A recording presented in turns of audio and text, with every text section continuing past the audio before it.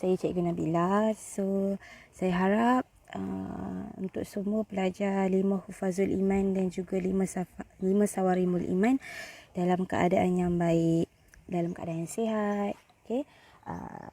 Pertama sekali, Cikgu nak minta maaf sebab Cikgu tak dapat sediakan video yang menarik untuk tontonan pelajar-pelajar semua. Okay, sebab Cikgu tersangkut dekat kampung, jadi Cikgu sediakan video yang sebegini. So saya harap awak semua akan dapat manfaat lah daripada video ni, ataupun dapat input sedikit daripada tajuk yang kita nak pelajari hari ni, iaitu tajuk cahaya. Okay, so kita teruskan.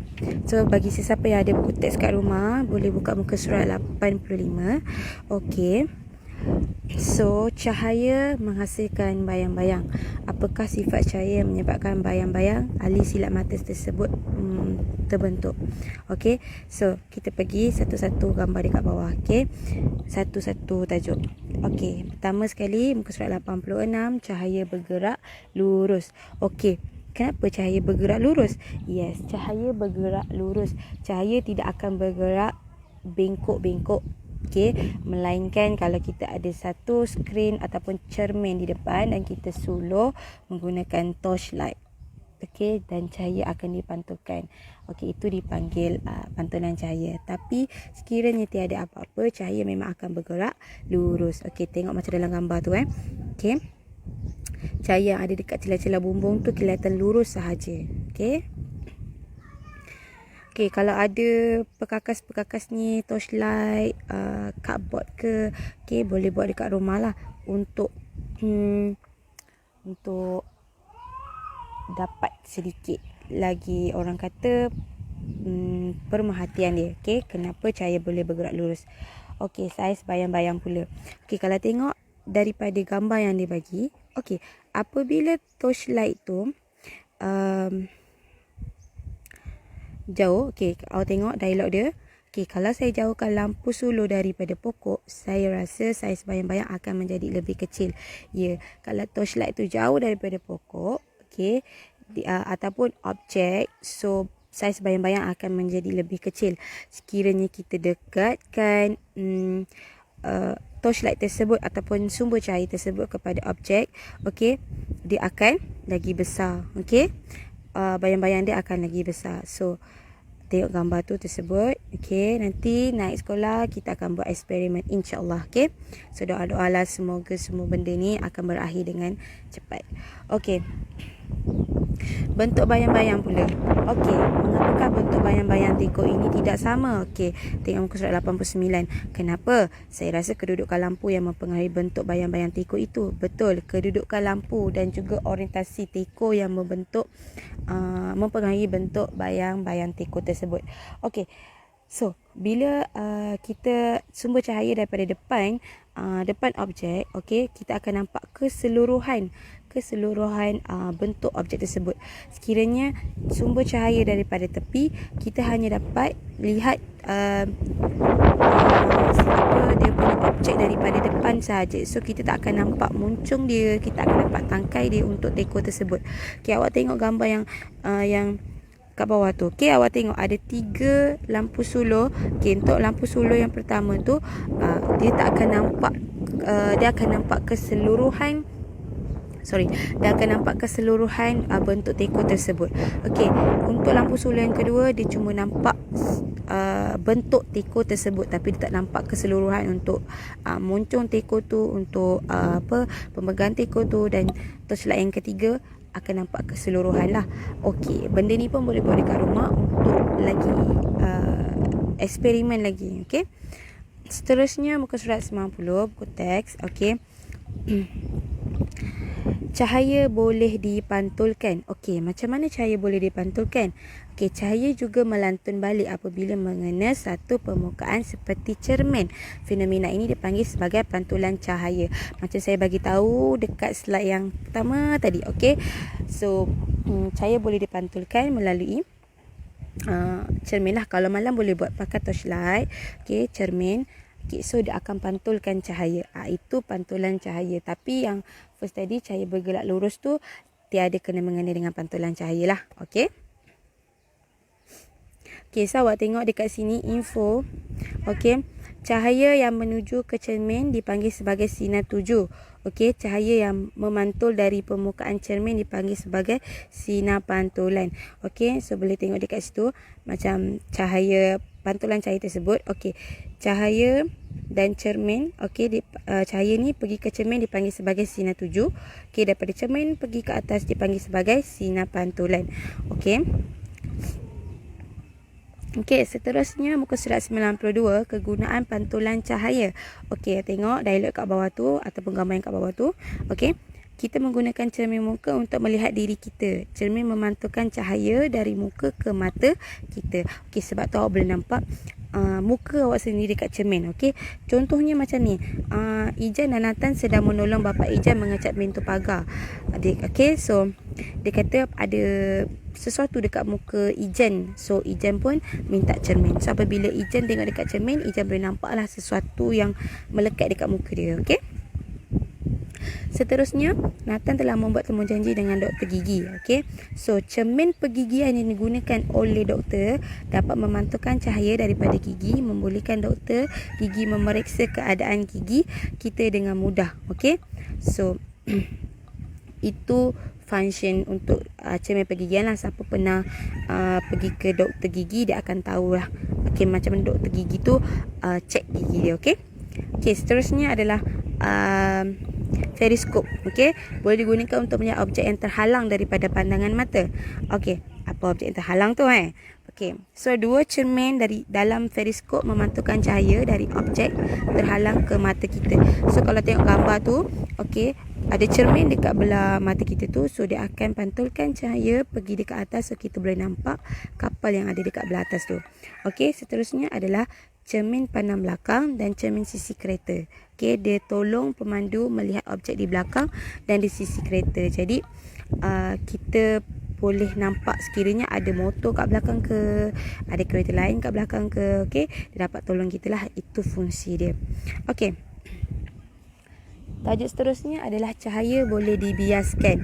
Okey, tengok gambar dekat bawah tu. Okey, straw minuman tersebut nampak kelihatan bengkok. Okey, sedangkan straw tu lurus lah. Okey, straw kelihatan bengkok sebab cahaya dibiaskan apabila cahaya bergerak dari air ke udara. Okey, benda ni bila awak bawa dekat rumah, awak boleh nampak lah. Okey, pakai cawan luksina. Okey, air hanya setengah dan masukkan straw atau pen lah. So dari situ awak boleh nampak. Okey, bila dalam air, straw tersebut akan nampak bengkok. Okey, so disebabkan cahaya dibiaskan, so cahaya daripada bergerak daripada air ke udara tu akan menampakkan straw tersebut bengkok. Okey, seterusnya adalah fenomena pembiasan cahaya. Okey, so tengok dalam gambar dekat bawah tu. Okey, kolam ini kelihatan cetek. Kolam ini sebenarnya agak dalam. Yes, kolam memang agak dalam. Tetapi apabila awak tengok daripada atas kolam, dia akan nampak kolam tersebut akan kelihatan cetek lah. Okey, so itu sebabnya kita perlukan kedalaman kolam sebelum berenang dalamnya. So sebelum awak berenang, okey, awak perlu cek dulu kedalamannya. Sebab kalau daripada atas, okey, disebabkan pembiasan cahaya, awak akan nampak kolam tersebut agak cetek, tapi sebenarnya dia dalam. Okey. Okey, so untuk soalan, saya nak awak buka muka surat 101 kat dalam buku teks. Okey, jawab soalan nombor 1, 2, 3, 4 dan 5. Okey, so buat dalam kertas A4 soalan serta jawapan yang lengkap, dan boleh terus hantar dekat saya lah bila dah siap. Okey, so saya tunggu jawapan daripada awak-awak semua. So kalau tak faham pun boleh WhatsApp saya, so saya akan terangkan semula lah. So saya harap awak enjoy dengan video ni dan semoga dapat sedikit informasi daripada video yang saya sediakan ni. So akhir kata daripada saya, jaga diri baik-baik. Okey, sentiasa cuci tangan dengan sabun. Okey, so duduk rumah, belajar, mengaji. Okey, menghafal Al-Quran dan solat jangan tinggal. Okey. Assalamualaikum. Assalamualaikum warahmatullahi wabarakatuh. Selamat tengah hari semua. Okey, saya Cikgu Nabila. So, saya harap semua dalam keadaan yang baik lah. Okey.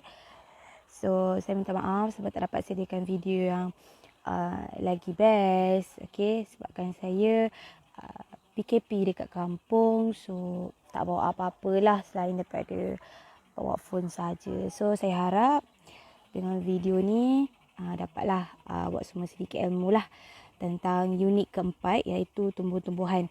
So kalau ada buku teks boleh buka lah muka surat 69. Okay. So kita buka muka surat 69 dan kita akan continue lah.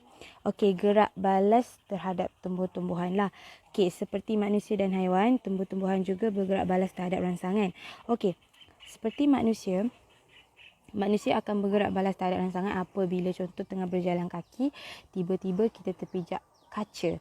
Okey, so automatik kita akan terus angkat kaki kita daripada terus terkena kaca tu lah. Okey, rangsangan terhadap otak kita tu akan terus automatik angkat kaki. Okey, begitu juga dengan tumbuh-tumbuhan. Okey, tumbuh-tumbuhan bergerak balas terhadap rangsangan iaitu air, graviti, cahaya dan juga sentuhan. Okey, so awak tengok dekat muka surat 71 tu kita pergi satu-satu. Okey, kalau akar pula, okey, bahagian tumbuh-tumbuhan yang bergerak balas dan tumbuh ke arah air dan juga tarikan graviti. Okey. So, untuk akar dia akan bergerak balas terhadap air dan juga tarikan graviti lah. Okey, kalau daun, bahagian pada setengah tumbuh-tumbuhan saja yang bergerak balas terhadap sentuhan. Contoh macam pokok semalu.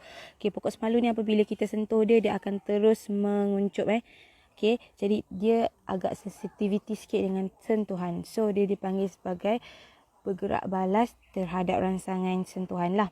Okey, seterusnya adalah pucuk.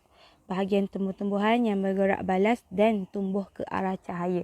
Okey, apabila cahaya tu dari kiri, so dia pun akan tumbuh ke kiri lah. Daripada kalau pada kanan, dia akan pergi ke kanan. Okey, so seterusnya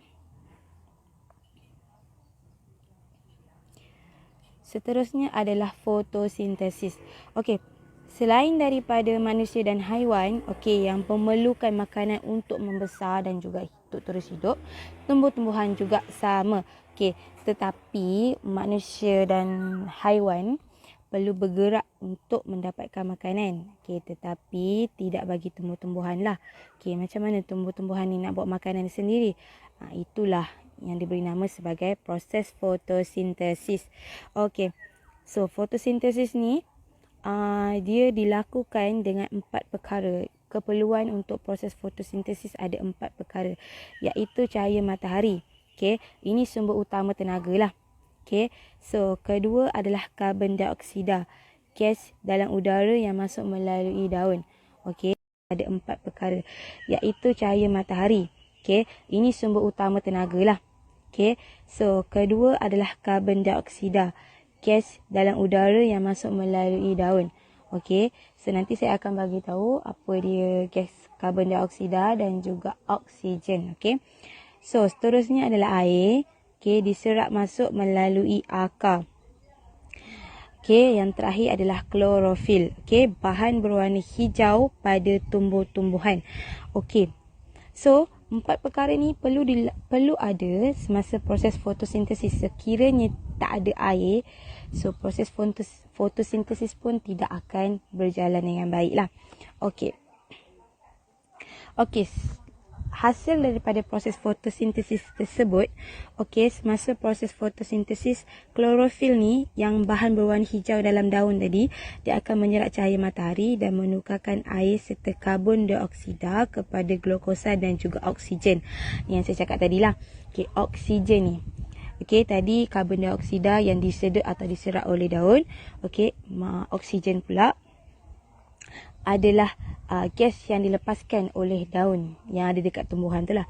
Okey, glukosa yang terhasil kemudiannya saling bergabung untuk membentuk kanji yang tersimpan pada bahagian tumbuh-tumbuhan seperti daun, batang, akar, biji benih, bunga dan juga buah. Okey, kanji ni adalah makanan. makanan yang terhasil daripada glukosa tersebut. Okey, makanan untuk tumbuh-tumbuhan tersebut. Sebab tu tumbuh-tumbuhan tak perlu bergerak untuk mendapatkan makanan, sebaliknya dia membuat makanannya sendiri. Itu keunikan tumbuh-tumbuhan. Okey. So, glukosa yang tersimpan dalam bentuk kanji adalah bahan yang terhasil sebagai makanan lah. Yang saya cakap tadi, kanji adalah makanan. Oksigen pula gas yang dibebaskan melalui daun ke udara. Okey. Kalau karbon dioksida adalah gas yang dilepaskan oleh manusia dan diserap semula oleh daun. Okey.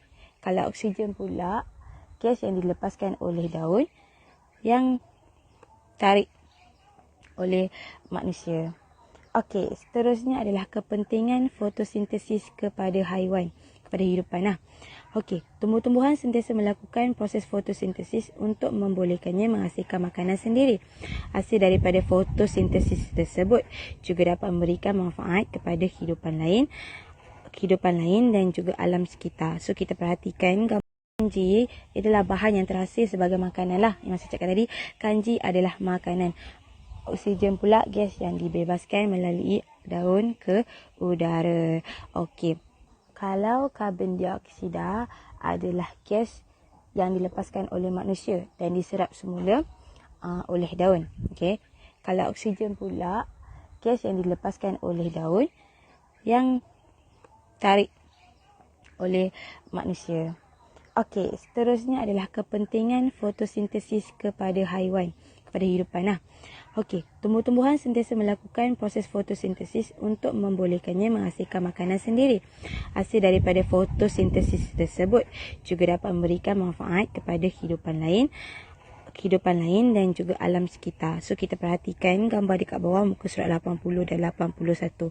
Okey, kalau tengok situasi yang kedua tu, okey, oksigen yang dibebaskan oleh tumbuhan dan karbon dioksida yang diserap daripada kita. Karbon dioksida terserap oleh daun-daun yang ada dekat tumbuhan lah. Okey, kami membekalkan oksigen untuk manusia dan juga haiwan bernafas. So, sekarang ni pun kita bernafas menggunakan oksigen yang dilepaskan oleh tumbuh-tumbuhan. Okey. Kami juga menyerap karbon dioksida untuk proses fotosintesis. Oleh itu, keseimbangan udara di alam ini dapat dikekalkan. Okey, so proses fotosintesis tersebut dapat memberikan oksigen yang baik untuk manusia, dan juga setelah kita menghembuskan kembali karbon dioksida, dia akan menyedut karbon dioksida untuk proses fotosintesis. Okey. So, itu sahaja untuk bab ini. Okey, untuk soalan dia. Soalan pertama, apakah yang diperlukan oleh tumbuhan untuk melakukan proses fotosintesis?